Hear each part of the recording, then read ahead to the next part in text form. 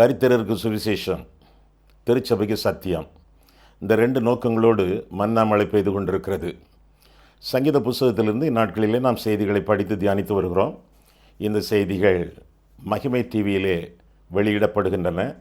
இந்த சங்கீத செய்திகள் எல்லாமே தொகுப்பாக யூடியூபில் காணப்படும். ஏதாவது ஒரு சங்கீதத்தை நீங்கள் விட்டுவிட்டால் யூடியூபில் நீங்கள் போய் பார்த்து அந்த சங்கீதத்தின் அறிவுரைகளை நீங்கள் கற்றுக்கொள்ளலாம். இந்த செய்திகளை கேட்ட பிறகு உங்களுடைய ஆலோசனைகள், ஜெப குறிப்புகள் இவற்றையெல்லாம் நீங்கள் எங்களுக்கு தெரியப்படுத்துவீர்கள் என்றால் உங்களுக்காக ஜெபிப்போம், ஆலோசனைகள் உங்களுக்கு வழங்குவோம். அது மட்டுமல்ல, வேதம் முழுவதற்கும் வேத தியான உரை எழுதியிருக்கிறோம். திருமறை தெளிவுரை என்ற தலைப்பில் 66 புஸ்தகங்களுக்கும் விளக்க உரை எழுதியிருக்கிறோம். வேண்டியவர்கள் நீங்கள் எங்களுடைய முகவரியிலே டெலிஃபோனிலே தொடர்பு கொண்டு நீங்கள் அவற்றை பெற்றுக்கொள்ளலாம். 8 வால்யூமில் 8 பாகங்களாக வேதம் முழுவதற்கு விளக்க உரை கொடுக்கப்பட்டிருக்கிறது. அவற்றை நீங்கள் பெற்று ஆசீர்வாதமாக இருக்கவும், உங்களுடைய ஒரு குடும்ப பொக்கிஷமாக அவற்றை கருதவும் உங்களை கேட்டுக்கொள்கிறேன். தொடர்ந்து இந்த செய்திகளை பாருங்கள். இந்த செய்திகளை, இந்த டிவி சேனலை மற்றவர்களுக்கு நீங்கள் அறிமுகப்படுத்துங்கள். ஆண்டவர் உங்களை ஆசீர்வதிப்பாராக. ஆமேன். மன்னா மழையில் நனைய மறுபடியும் உங்களை மனமகிழ்ச்சியுடன் வரவேற்கிறேன். சங்கீத புஸ்தகத்திலிருந்து நாட்களிலே செய்திகளை நாம் படித்து தியானித்து வருகிறோம். இன்றைய நாளிலே 80ஆம் சங்கீதம். சாட்சி விளங்கும்படி சோஷானீம் எடூத் என்னும் வாத்தியத்தில் வாசிக்க ராகத்தலைவனுக்கு ஒப்புவிக்கப்பட்ட ஆசாபின் சங்கீதம் என்ற அடைப்புக்குறியிலே பார்க்கிறோம். இந்த சங்கீதம் ஆசாபின் சங்கீதம். இந்த சங்கீதம் சோஷானீம் எடூத் என்னும் வாத்தியத்திலே வாசிக்கும்படியாக தெரிந்து கொள்ளப்பட்ட சங்கீதம். இந்த வாத்தியம் என்ன, எப்படி இருக்கும் என்று தெரியாது. யாரும் அதை விளக்கவில்லை இன்னும். சாட்சி விளங்கும்படி கர்த்தரிடத்திலே, மக்களிடத்திலே கர்த்தருக்குள்ளான நம்முடைய சாட்சி விளங்கும்படி எழுதப்பட்ட இந்த சங்கீதம் என்று சொல்லி இந்த சங்கீதத்தை குறித்து நாம் பார்க்கிறோம். இஸ்ரவேலிலே வட மாநிலத்தை அசீரியா சூழ்ந்து கொண்ட பொழுது, கிமு 724ஆம் ஆண்டிலே சூழ்ந்து கொண்ட பொழுது, தெற்கு பிராந்தியமான இஸ்ரவேல் ஜனங்கள் வடக்கு பிராந்தியமான இஸ்ரவேல் ஜனங்களுக்காக ஜெபம் பண்ணும் பொழுது அதன் அடிப்படையிலே எழுதப்பட்ட சங்கீதம் இந்த சங்கீதம். விசுவாசிகள், ஆண்டவருடைய பிள்ளைகள் சிறை விருப்புக்கு போகாமல் இருக்கத்தக்கதாக ஆண்டவரிடத்தில் வேண்டும்படி இந்த சங்கீதம் எழுதப்பட்டிருக்கிறது. ஆனாலும் இஸ்ரவேல் ஜனங்கள் சிறையிருப்புக்கு சென்றார்கள். வட மாநிலம் சென்றது என்று சொல்லி கிமு 722ஆம் ஆண்டு முதல் 721ஆம் ஆண்டு வரை நடைபெற்ற காரியத்தை குறித்து அதன் அடிப்படையிலே இந்த சங்கீதம் அமைக்கப்பட்டிருக்கிறது. சங்கீதம் எப்படி ஆரம்பிக்கிறது என்றால், இஸ்ரவேலின் மெய்ப்பரே என்று சொல்லி இந்த சங்கீதம் ஆரம்பிக்கிறது. ஆரம்ப சில வசனங்களை நாம் பார்ப்போமா?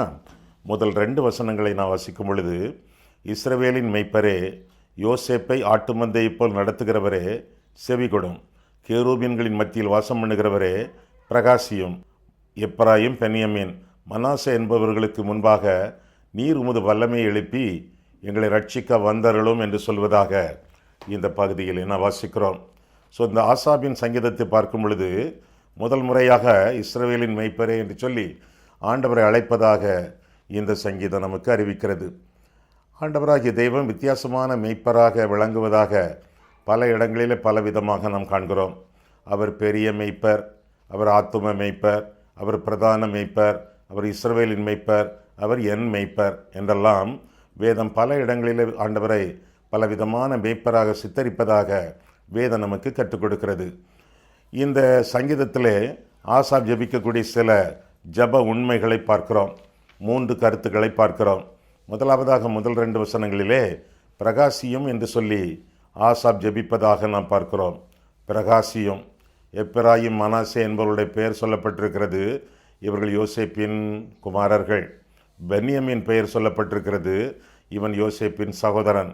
இவர்களையெல்லாம் சொல்லி இந்த சங்கீதம் ஆரம்பிப்பதாக இந்த பகுதியிலே நான் வாசிக்கிறோம். பிரகாசியும் ஆண்டவரே, எங்களுடைய முகம், எங்களுடைய இருதயம் இருளடைந்து காணப்படுகிறது. துக்கத்தாலும் துன்பத்தாலும் பாவத்தாலும் அக்கிரமத்தாலும் இருளடைந்து போயிருக்கிறோம். எங்களுடைய முகத்தின் மேல், எங்களுடைய இருதயத்தின் மேல் பிரகாசியும் ஆண்டவரே என்று சொல்லி ஆண்டவருடைய பிரகாசத்தை வாஞ்சித்து சங்கீதக்காரன் ஜெபிப்பதாக நாம் வேதத்திலே வாசிக்கிறோம். ஆண்டவருடைய பிரகாசம் ஒவ்வொருவருக்கும் தேவை என்பதை ஆரோனுடைய ஆசீர்வாதம் நமக்கு அறிவிக்கிறது.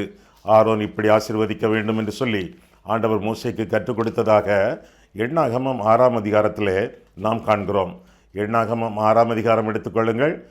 ஆரோனுடைய ஆசீர்வாதம், ஆண்டவர் கொடுத்த ஆசீர்வாதம், எப்படி மக்கள் மேல் கர்த்தர் பிரகாசமாய் இருப்பார், எப்படி அவர்கள் பிரகாசிக்க வேண்டும் என்பதை எடுத்துரைக்கக்கூடிய வசனங்கள். எண்ணாகமம் 6ஆம் அதிகாரம் 22ஆம் வசனம் முதல் முடிய நான் வாசிக்கும் பொழுது, பின்னும் கர்த்தர் மோசேயை நோக்கி, நீ ஆரோனோடும் அவன் குமாரரோடும் சொல்ல வேண்டியது என்னவென்றால், நீங்கள் இஸ்ரவேல் புத்திரரை ஆசீர்வதிக்கும் போது அவர்களை பார்த்து சொல்ல வேண்டியதாவது, அவர்களிடத்தில் சொல்ல வேண்டியதாவது அப்படியல்ல, அவர்களை பார்த்து கண்கள் தெளிவாக அவர்கள் கண்களை காண வேண்டும். அவர்களை பார்த்து சொல்ல வேண்டியதாவது, கர்த்தர் உன்னை ஆசீர்வதித்து உன்னை காக்க கடவர். கர்த்தர் தம்முடைய முகத்தை உன்மேல் பிரகாசிக்க பண்ணி உன்மேல் கிருபையாய் இருக்க கடவர்.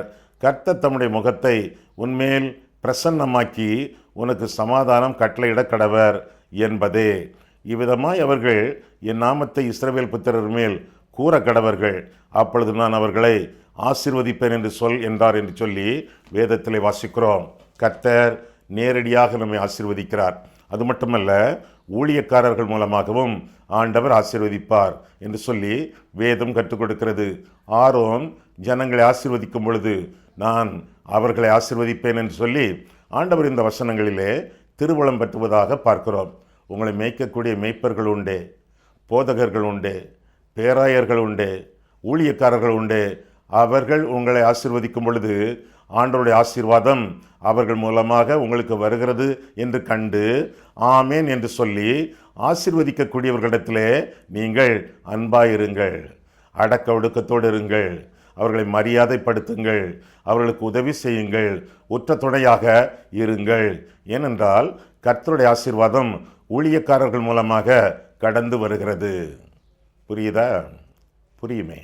உங்களுடைய ஊழியக்காரர்களை அரவணைத்துக் கொள்ளுங்கள், ஆதரியுங்கள், ஆசீர்வதியுங்கள். அவர்கள் மூலமாக தெய்வீக ஆசீர்வாதம் உங்களுக்கு தரப்படுகிறது. சரி, ஆண்டவரே எங்கள் மேல் பிரகாசியும். ஆண்டவர் நம்மேல் பிரகாசிப்பது எப்படி? முதலாவதாக முதல் வசனத்திலே, எங்களை நீர் மேயும், எங்களை மேய்த்து கொள்ளும், உங்களுடைய மேய்ச்சல் எங்களுக்கு தேவை என்று சொல்லி இந்த பகுதியில் நான் வாசிக்கிறோம். நீர் எங்களை மேய்த்து வழிநடத்தும் ஆண்டவரே அப்படின்னா, ஆண்டவர் தம்முடைய கிருபையினாலே தம்முடைய சத்தியத்தினாலே நம்மை வழிநடத்த வேண்டும். கிருபை என்பது இல்லாத இடத்திலே இலவசமாக கொடுக்கப்படக்கூடிய ஈவு. ஆண்டவரே உம்முடைய கிருபையினாலே என்ன நடத்தும். இரண்டாவதாக உம்முடைய சத்தியத்தினாலே எனக்கு வழிகாட்டும். ஆண்டவருடைய சத்தியம் வேத புத்தகம். ஆண்டவருடைய வேத புத்தகத்தை வாசிக்கும் பொழுது, தியானிக்கும் பொழுது, கைக்கொள்ள ஆண்டவரிடத்தில் உதவி கேட்கும் பொழுது ஆண்டவர் நமக்கு நல்ல மேய்ச்சலை கொடுக்கிறார். அவருடைய பிரகாசம் நம்மேல் அமைந்திருக்கிறது. முதலாவதாக நீர் பிரகாசிக்க வேண்டும். எப்படி? எங்களை மேய்ப்பதின் மூலமாக. இரண்டாவதாக எங்கள் மத்தியில் வாசம் பண்ணி என்று சொல்லி அதை முதலாவது வசனம் நமக்கு அறிவிக்கிறது. கர்த்தர் நம்மோடு நம் மத்தியிலே வாசம் பண்ணும் பொழுது தெய்வீக பிரசன்னம் நம்மை தாங்குகிறது. இதனால் தான் குடும்ப ஜபம் என்பது முக்கியமான அவசியம். 2 பேராவது 3 பேராவது என் நாமத்தினாலே கூடியிருக்கும் பொழுது அவர்கள் நடுவிலே நான் வாசம் பண்ணுவேன் என்று சொல்லி ஆண்டவர் வாக்கு பண்ணி இருக்கிறாரே. இயேசுவின் நாமத்தினாலே நாம் கூடும் பொழுது நம் மத்தியிலே வந்து ஆண்டவர் தங்குகிறார். அவர் நம் மத்தியிலே தங்கும் பொழுது அவருடைய பிரகாசம் நம்மை சூழ்ந்திருக்கும். எப்படி? கிறிஸ்துமஸ் செய்தியை அந்த தூதர்கள் சொன்ன பொழுது அவர்களை சுற்றிலும் பிரகாசம் உண்டாயிற்றே, அதே போல எந்த வீட்டிலே குடும்ப ஜபம் உண்டோ அந்த வீட்டிலே கர்த்தருடைய பிரசன்னமும் உண்டு, பிரகாசமும் உண்டு. யாரெல்லாம் ஜப வாழ்க்கையை அன்றாடகம் அவர்கள் கடைபிடிக்கிறார்களோ அவர்களுடைய வாழ்க்கையிலும் கர்த்தருடைய பிரகாசம் உண்டு. கர்த்தர் நம்மை விட்டு விலகாமலும் நம்மை கைவிடாமலும் இருப்பார். பழைய ஏற்பாட்டிலே சில இடங்களிலே கர்த்தருடைய பிரசன்னம் மக்களை நீங்கியதுண்டு. தேவாலயத்தை விட்டே நீங்கியதுண்டு, சவுலை விட்டு நீங்கியதுண்டு, சிம்சோனை விட்டு அகன்றதுண்டு, மிரியாமை விட்டு கடந்தது உண்டு. ஆனால் தாவீதின் வாழ்க்கையிலே பார்க்கும் பொழுது வேதத்திலே வாசிக்கிறோம், உமது சமூகத்தை விட்டு என்னை தள்ளாமலும் உம்முடைய பரிசுத்தாவியை என்னிடத்திலிருந்து எடுத்து கொள்ளாமலும் இரும். நீங்காத கர்த்தர், மனம் திரும்பின மனுஷன், மறுபடியும் பிறந்த ஒரு விசுவாசி, அவனோடு ஆண்டவர் தங்கி தாபரித்து அவனோடு வாழ்வதாக நாம் வேதத்திலே வாசிக்கிறோம். கர்த்தர் நம்மை விட்டு விலகாமல் நம்மை கைவிடாமல் இருக்கத்தக்கதாக கர்த்தருடைய பிரசன்னத்தை நாம் காத்துக்கொள்ள வேண்டும். அவர்தான் விலக மாட்டாரே ஐயா, அவர்தான் கைவிட மாட்டாரே. அப்படியானால் அவருடைய பிரசன்னத்தை நாம் ஏன் காத்துக்கொள்ள வேண்டும்? காத்துக்கொள்ள வேண்டும். மோசேக்கு விரோதமாக அண்ணன் ஆரோன், அக்காள் மிரியாம் 2 பேரும் கோள் பேசின பொழுது, புரளி பேசின போது கர்த்தர் அவர்களை விட்டு போய்விட்டார் என்று சொல்லி வேதத்தில் வாசிக்கிறோம். எண்ணாகம் 12. ஆண்டவருடைய பிரசன்னத்தை நாம் காத்துக்கொள்ளத்தக்கதாக அந்த பிரசன்னத்தை வாஞ்சித்து நம்முடைய வாயின் வார்த்தைகள் செம்மையாக, கிருபையாக, பரிசுத்தமாக இருக்கும் பொழுது அவருடைய பிரசன்னத்தை நாம் காத்துக்கொள்கிறோம். காத்துக்கொண்டு வாழ வேண்டியது நம்முடைய கடமை. முதலாவதாக மெய்த்தலின் மூலமாக, 2வதாக மத்தியில் விளங்கி, 3வதாக எங்களை மீட்டுக்கொள்ளும். நீர் மீட்டுக்கொள்ளும் பொழுது நாங்கள் பிரகாசம் அடைவோம். தேவன் ஒளியாய் இருக்கிறார், அவரிடத்தில் எவ்வளவேனும் இருள் இல்லை. அந்த தேவன் எங்கள் மத்தியில் வாசம் பண்ணும் பொழுது அவருடைய மீட்பு எங்களுக்கு சொந்தம். கதவை திறக்கிறோம், ஒரே இருட்டு. சுவிட்ச் போடுகிறோம், ஒரே வெளிச்சம். இருளை காணவே இல்லை. அதுபோல இருண்ட இருதயத்திலே, இருண்ட வாழ்க்கையிலே தேவன் தம்முடைய ஒளியை வீசும் பொழுது இருளெல்லாம் அகலும், இருட்டெல்லாம் நீங்கும், பாவமெல்லாம் மறையும், பிரகாசமே தங்கும். அப்படி என்றால் கர்த்தர் நம்மை மீட்டுக்கொள்வது, கர்த்தர் நம்மை மீட்டுக்கொள்வது என்றால் என்ன பொருள்? ஆண்டவர் நம்மிலே, நம்மோடு தங்கி தாபரித்து வாழும் பொழுது இருள் அகல்கிறது, ஒளி வீசுகிறது. ஆக இருள் அகற்றி அறிவொளி வீசுகிறது. இதற்கு ஒரே காரணம் தெய்வத்தின் பிரசன்னம், அதனாலே வரக்கூடிய பிரகாசம். ஆக முதலாவதாக பிரகாசியும் என்று சொல்லி சங்கீதக்காரன் ஜபிக்கிறான். இருளில் நடக்கிற ஜனங்கள் பெரிய வெளிச்சத்தை கண்டார்கள் என்று சொல்லி வேதம் நமக்கு கற்றுக் கொடுக்கிறது. ஏசாயா 9ஆம் அதிகாரம் 2ஆம் வசனத்திலே, லூக்கா 2ஆம் அதிகாரம் 10ஆம் வசனம் முதலாக இருளில் வாழக்கூடிய மக்கள் ஒளியை கண்டுகொள்ளத்தக்கதாக இயேசு கிறிஸ்துவாகிய ஒளியை தங்களுடைய வாழ்க்கையில ஏற்றுக்கொண்டு கர்த்தருக்கு மகிமையாக வாழ வேண்டியது அவர்கள் கடமை. முதலாவதாக பிரகாசியும், 2வதாக பிரகாசிக்க பண்ணும். ஆண்டவரே நீர் பிரகாசியும், நாங்களும் பிரகாசிக்க வேண்டும். எங்களால் பிரகாசிக்க முடியாது, நீர் எங்களை பிரகாசிக்க பண்ணும் என்று சொல்லி 3ஆம் 7ஆம் 9ஆம் வசனங்களிலே சங்கீதக்காரன் அறிவிப்பதாக நாம் வேதத்திலே வாசிக்கிறோம். 80ஆம் சங்கீதம் 3ஆம் வசனத்திலே நாம் பார்க்கும் பொழுது என்ன வாசிக்கிறோம்? எப்பிராயிம், பென்யமீன், மனாசே என்பவர்களுக்கு முன்பாக நீர் உமது வல்லமை எழுப்பி எங்களை ரட்சிக்க வந்தருளும். தேவனே எங்களை திருப்பி கொண்டு வாரும், உமது முகத்தை பிரகாசிக்க பண்ணும், அப்பொழுது ரட்சிக்கப்படுவோம் என்று சொல்லி வாசிக்கிறோம். 7ஆம் வசனத்திலே சேனைகளின் தேவனே எங்களை திருப்பி கொண்டு வாரும், உமது முகத்தை பிரகாசிக்க பண்ணும், அப்பொழுது ரட்சிக்கப்படுவோம் என்று சொல்லி வேதம் நமக்கு கற்றுக் கொடுக்கிறது. ஆண்டவர் பிரகாசிப்பது மட்டுமல்ல, நாமும் பிரகாசிக்க வேண்டும். நம்மால் பிரகாசிக்க முடியாது. தெய்வத்தின் ஒளி நம்மேல் படும் பொழுது நாமும் பிரகாசிப்போம். சூரியனுடைய ஒளி சந்திரன் மேல் படும் பொழுது பிரகாசம் வருகிறதே, அதே போல நாமும் பிரகாசிக்கத்தக்கதாக ஆண்டவர் நமக்கு ஆவன செய்ய வேண்டும். கர்த்தர் நம்மை பிரகாசிக்க பண்ண வேண்டும். எப்படி? 3ஆம் 19ஆம் வசனங்களிலே பார்க்கும் பொழுது ஆண்டவரே திருப்பி கொண்டு வாரும், பன்றி மேட்டிலே கிடக்கிறோம், எங்களை திருப்பி கொண்டு வாரும். பன்றிகள் சாப்பிடக்கூடிய உணவு கூட, அந்த தவிடு கூட எங்களுக்கு கிடைக்கவில்லை, திருப்பி கொண்டு வாரும். பிதாவின் வீட்டுக்கு எங்களை கொண்டு வாரும். நீர் எங்களை கொண்டு வந்தால் ஒழிய எங்களுக்கு வாழ்க்கையிலே பிரகாசம் இல்லை. கெட்ட குமாரர்களைப் போல, இளைய குமாரர்களைப் போல வாழ்ந்து கொண்டிருக்கும் பொழுது அந்த வாழ்க்கையிலிருந்து நம்மை திருப்பி கொண்டு வரத்தக்கதாக நாம் ஆண்டவரிடத்தில் வேண்ட வேண்டியது நம்முடைய கடமை. சில சமயங்களிலே அக்கிரமத்தை விட்டு நம்மால் அகல முடியவில்லை, மனம் திரும்ப முடியவில்லை. சில பாவ பழக்க வழக்கங்கள் நமக்கு பிரியமாக இருக்கின்றன, அவற்றை விட்டு திரும்பவே முடியவில்லை. ஆனால் அவற்றிலே நிலைத்திருப்போம் என்றால் அதிகமாய் தண்டிக்கப்படுவோம், சிட்சிக்கப்படுவோம், கடைசி நாட்களிலே நரகத்துக்கும் போவோம். ஆனால் மனம் திரும்ப முடியவில்லையே, அந்த பாவங்களை விட்டுவிட முடியவில்லையே. அந்த பாவம் இன்பமான பாவம், இனிய பாவம், இன்றைய நாளின் பாவம். எப்படி திரும்புவது? எப்படி மனம் திரும்புவது? கொர்நேலி வீட்டாருக்கு, புறஜாதிகளுக்கு தேவன் மனம் திரும்புதலை அருளி செய்தார் என்று சொல்லி வேதத்திலே வாசிக்கிறோமே. அப்போஸ்தலர் 11ஆம் அதிகாரத்திலே நாம் காண்கிறோமே. அதுபோல கர்த்தாவே, எங்கள் பாவ சோதனைகளிலிருந்து எங்களால் விடுபட முடியவில்லை, எங்களால் எழும்ப முடியவில்லை, நீர் எங்களை எழுப்பிக் கொண்டு திருப்பிக் கொண்டு வாரும். கொர்நேலி வீட்டாருக்கு மனம் திரும்புதலை நீர் அருளி செய்தீரே, அதே போல மனம் திரும்புதலை எங்களுக்கு அருளி செய்யும். எங்களுக்கு ஒரு ஈவாக பரிசிலாக மனம் திரும்புதலை தாரும். எங்களால் மனம் திரும்ப முடியவில்லை, எங்கள் மனதை நீர் திருப்பும், உம்மோடு ஒரு முகப்படுத்தும், உமக்காக இந்த உலக வாழ்க்கை வாழ எங்களுக்கு உதவி செய்யும் என்று சொல்லி ஜெபிப்பது நல்லது. இன்னும் தொடர்ந்து பார்க்கிறோம், திரும்பி வாரும். ஆண்டவரே, சில சமயங்களிலே எங்களை விட்டு நீர் விலகி விடுகிறீர், எங்களுக்கு தூரமாக போய்விடுகிறீர், எங்களை கைவிட்ட மாதிரி காணப்படுகிறது, நீரே திரும்பி வாரும் ஆண்டவரே என்று சொல்லி 14ஆம் வசனத்திலே நாம் பார்க்கிறோம்.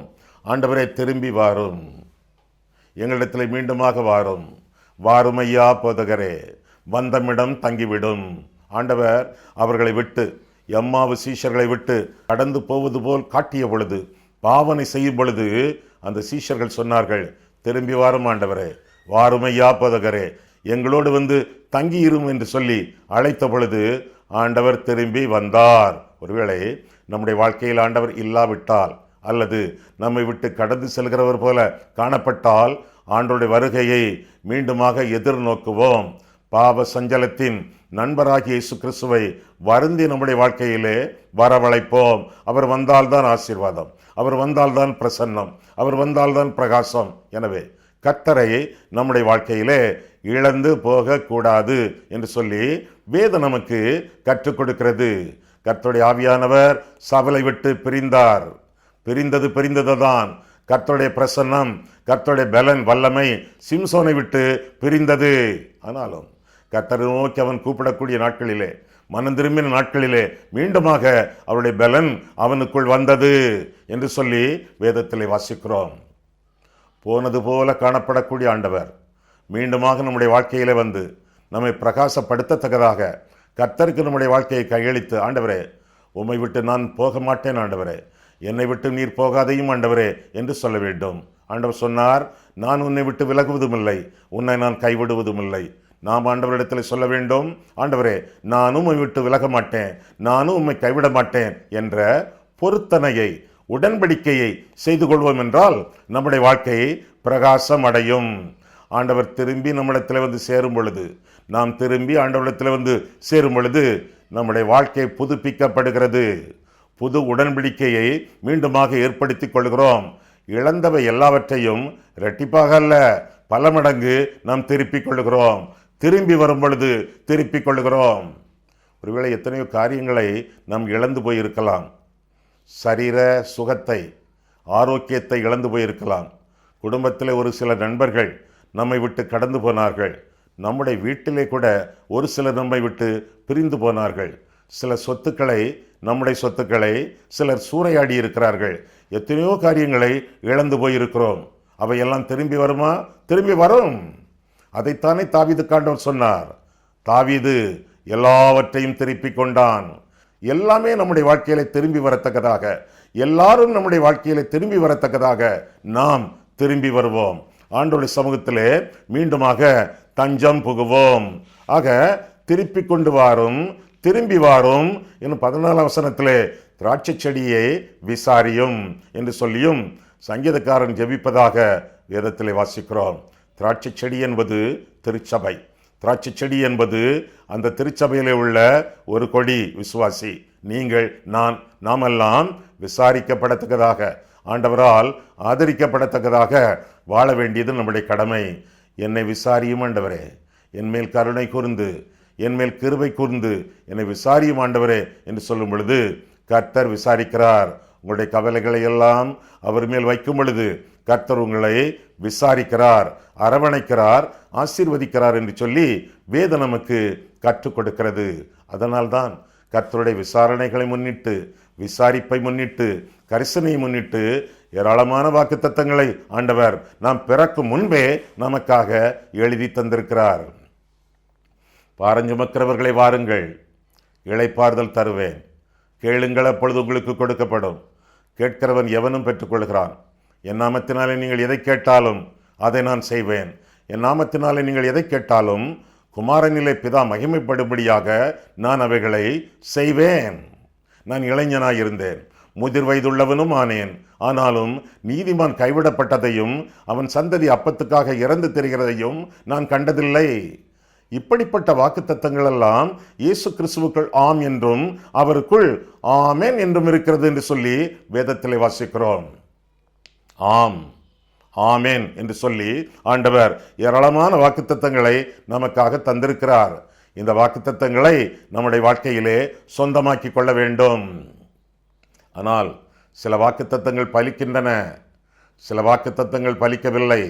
அதற்குரிய காரணங்களையும் நாம் கற்றுக்கொள்வது நலமாயிருக்கும். நம்முடைய கேலண்டரிலே சில வாக்குத்தத்தங்கள், சட்ட வாக்கிய அட்டையிலே சில வாக்குத்தத்தங்கள், கோயில் மணி அடித்து சில வாக்குத்தத்தங்கள், ஆங்காங்கு ஊழியர்கள் வந்து அவ்வப்போது வாக்குத்தத்தங்கள், ஒரு நாளுக்குரிய வாக்குத்தத்தம், மாதாந்திர வாக்குத்தத்தம், வருஷத்துக்கு ஒரு வாக்குத்தத்தம். இது என்ன வாக்குத்தத்தம்? வேதம் முழுமையிலும் வாக்குத்தத்தங்கள். வேதம் முழுமையில் உள்ள வாக்குத்தத்தங்கள் எல்லாமே நமக்கு சொந்தமாகும். குறிப்பிட்ட ஒரு வாக்குத்தத்தம் அல்ல, வேதத்தின் எல்லா வசனங்களும் எல்லா வாக்குத்தத்தங்களும் நமக்கு சொந்தம். ஆனால் அவற்றை சொந்தமாக்கி கொள்ள வேண்டும் என்றால் நிபந்தனைகளை நிறைவேற்ற வேண்டும். நிபந்தனைகளை நிறைவேற்றி இந்த உலகத்திலே வாழ வேண்டும். ஒரு ஆள் இப்படி சொன்னாரே, கண்ணாடியிலே காலையிலே உன்னுடைய முகத்தை பார், முகத்தை பார்த்து சொல்லு. கண்ணாடியில் யார் இருக்காங்க? நீங்க தானே இருக்கீங்க. உங்க முகம் தானே தெரியுது. அந்த முகத்தை பார்த்து சொல்லுங்கள், கர்த்தர் உன்னை வாலாக்காமல் தலையாக்குவார், கர்த்தர் உன்னை வாலாக்காமல் தலையாக்குவார், கர்த்தர் உன்னை வாலாக்காமல் தலையாக்குவார். ஒரு நாளுக்கு நீங்கள் 100 தடவை சொல்லுங்கள், நீங்கள் எங்கேயோ போய் விடுவீர்கள் என்று சொன்னார். எங்கேயும் போக மாட்டீங்க, அங்கதான் இருப்பீங்க. ஏன்னா இந்த ஆள் உங்களுக்கு கொடுக்கக்கூடிய வேதத்தின் வாக்குத்தத்தம் முழுமையான வாக்குத்தத்தம் அல்ல. அரைகுறை வாக்குத்தத்தத்தை கொடுத்து உங்களை ஏமாற்றி கொண்டிருக்கிறார். வாக்குத்தத்தம் அப்படியா? என்னுடைய கட்டளைகள், என் நியாயப்பிரமாணங்கள் எல்லாவற்றையும் நீ கைக்கொண்டால் கர்த்தர் உன்னை வாலாக்காமல் தலையாக்குவார். உபாகமம் 28:14.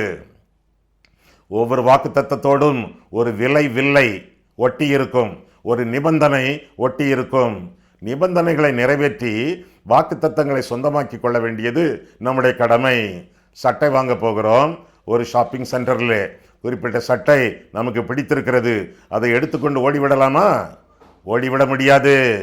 செக்யூரிட்டி பிடிப்பார். என்ன செய்ய வேண்டும்? சட்டை வேண்டும் என்று சொல்ல வேண்டும். அவர் அதை எடுத்துக்கொண்டு கவுண்டருக்கு செல்வார். விலையை கொடுக்க வேண்டும், ரசீதை காட்ட வேண்டும். சட்டை பார்சல் பண்ணப்பட்டு நமக்கு கொடுக்கப்படும். ஆக அந்த சட்டை ஆண்டவர் நமக்கு கொடுக்கக்கூடிய வாக்குத்தத்தம். நாம் செலுத்த வேண்டிய விலை நிபந்தனை. நிபந்தனைகளை நிறைவேற்றி வாக்குத்தத்தத்தை சொந்தமாக்கி கொள்ள வேண்டும். அடுத்த தடவை யாராவது உங்களுக்கு வாக்குத்தத்தம் சொன்னால், வாக்குத்தத்த அட்டையை கொடுத்தால், முதலாவது அந்த வாக்குத்தத்த வேதத்திலே இருக்கிறதா இல்லையா என்று பாருங்கள். முழு வாக்கியத்தை வாசியுங்கள். முந்தின வசனங்கள், பிந்தின வசனங்கள் எல்லாவற்றையும் வாசியுங்கள். நிபந்தனைகள், விலை, பிரைஸ் டாக் அதில் ஒட்டி இருக்கும். நிபந்தனைகளை நிறைவேற்றி வாக்குத்தத்தங்களை வாழ்க்கையில சொந்தமாக்கி கொண்டு வாழுங்கள். திராட்சை செடியை விசாரியும். முதலாவதாக திருப்பி கொண்டு வாரும், இரண்டாவதாக திரும்பி வாரும், மூன்றாவதாக திராட்சை செடியை விசாரியும், நான்காவதாக 15ஆம் வசனத்திலே திடப்படுத்தின கிளையை கடாட்சியும். ஆண்டவரே, என்னை நீர் திடப்படுத்தி இருக்கிறீர். உம்முடைய வசனத்தினாலே, உம்முடைய ஆவியினாலே, உம்முடைய வல்லமையினாலே, உம்முடைய பிரசன்னத்தினாலே, பரிசுத்தவான்களுடைய ஐக்கியத்தினாலே, ஆலய ஆராதனைகளினாலே என்னை உறுதிப்படுத்தி இருக்கிறீர், என்னை திடப்படுத்தி இருக்கிறீர். ஆண்டவரே, என்னை கடாட்சியும், என்னை காத்துக்கொள்ளும். என்னால் காத்துக்கொள்ள முடியாது. என்னை உம்முடைய கிருபையினால் நீர் தாங்கி வழி நடத்தி என்னை காத்துக்கொள்ளும் ஆண்டவரே என்று சொல்லி ஆண்டவரிடத்திலே தன்னை ஒப்புக் கொடுப்பதாக இந்த பகுதியிலே நான் வாசிக்கிறோம். 2 காரியங்கள், 2 ஜெப விண்ணப்பங்களை இதுவரை பார்த்தோம். முதலாவதாக பிரகாசியும், இரண்டாவதாக பிரகாசிக்க பண்ணும், மூன்றாவதாக 18ஆம் 19ஆம் வசனங்களிலே பார்க்கும் பொழுது பின்வாங்க மாட்டோம் என்று சொல்லியும் கர்த்தரிடத்திலே தன்னுடைய உறுதிப்பாட்டை சங்கீதக்காரன் வெளிப்படுத்துவதாக இந்த பகுதியிலே நான் வாசிக்கிறோம். 18, 19 வசனங்களிலே பார்க்கும் பொழுது, அப்பொழுது உம்மை விட்டு பின்வாங்க மாட்டோம், எங்களை உயிர்ப்பியும், அப்பொழுது உமது நாமத்தை தொழுது கொள்ளுவோம். சேனைகளின் தேவனாகிய கர்த்தாவே, எங்களை திருப்பிக் கொண்டு வாரோம், உமது முகத்தை பிரகாசிக்க பண்ணும், அப்பொழுது ரட்சிக்கப்படுவோம். ஆக மூன்றாவதாக சங்கீதக்காரன் ஆசாப் கொடுக்கக்கூடிய ஜெப வேண்டுகோள் என்னவென்றால், பின்வாங்க மாட்டோம். ஆண்டவரே பிரகாசியும், ஆண்டவரே பிரகாசிக்க பண்ணும், ஆண்டவரே பின்வாங்க மாட்டோம். உம்மோடு நடக்கக்கூடிய நாங்கள் பின்வாங்க மாட்டோம். உன்னதத்தை நோக்கி வாழக்கூடிய நாங்கள் உலகத்தை நோக்கி வாழ மாட்டோம். இயேசுவின் பின்னே நாங்கள் நடக்க உறுதிப்பட்டோம், இனி பின்வாங்க மாட்டோம். தேமாவுக்கும் தோமாவுக்கும் என்ன வித்தியாசம்? தேமா இந்த பிரபஞ்சத்தின் மேல் ஆசை வைத்து என்னை விட்டு விலகி பின்வாங்கி போனான் என்று சொல்லி பவுல் சொல்கிறான். பின்வாங்கியவன் திரும்பவே இல்லை. தோமா படியல்ல. ஆண்டவர் உயிர்த்தெழுந்த கர்த்தர் தரிசனம் கொடுத்த பொழுது தோமா இல்லை. அவரை கண்டோம் என்று சீஷர்கள் அறிவித்த பொழுது பின்வாங்கிய தோமா பின்னும் ஆண்டவரிடத்திலே வந்து சேர்ந்தான். என் ஆண்டவரே, என் தேவனே என்று சொல்லி அறிக்கையும் விட்டான் என்று சொல்லி வேதத்திலே நாம் வாசிக்கிறோம். தேமாவை போல அல்ல, தோமாவை போல பின்வாங்கியவர்கள் மீண்டும் ஆண்டவருடைய சமூகத்திலே முன்வந்து ஒப்பு கொடுக்கத்தக்கதாக அழைக்கப்படுகிறோம். என்ன செய்ய போகிறானாம் ஆசாப்? நாங்கள் ரட்சிக்கப்படுவோம்.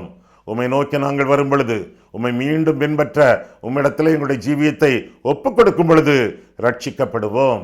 7ஆம் வசனத்திலே, 19ஆம் வசனத்திலே பின்வாங்க மாட்டோம், 18ஆம் வசனத்திலே தொழுது கொள்ளுவோம். அதே வசனத்திலே நம்முடைய வாழ்க்கையிலே கூட யாராவது பின்வாங்கி இருந்தால், பின்மாற்றம் கண்டிருந்தால் ஆண்டவரிடத்திலே மீண்டுமாக வருவோம்.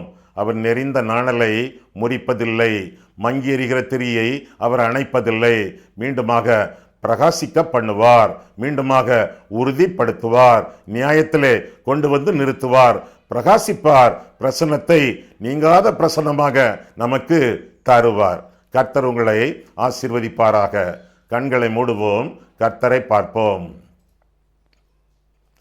அன்புள்ள ஆண்டவரே, உம்முடைய வசனங்களை ஆராயவும், எங்கள் வாழ்க்கையை ஆராயவும் உம்முடைய சந்நிதியிலே எங்களை வழிநடத்தினீர். அதற்காக நன்றி செலுத்துகிறோம் சுவாமி. ஆசாபை போல இந்த ஜெபங்களை நாங்களும் அனுதினமும் கடைபிடித்து உம்மோடு சேர்ந்து வாழ எங்களுக்கு உதவி செய்யும்.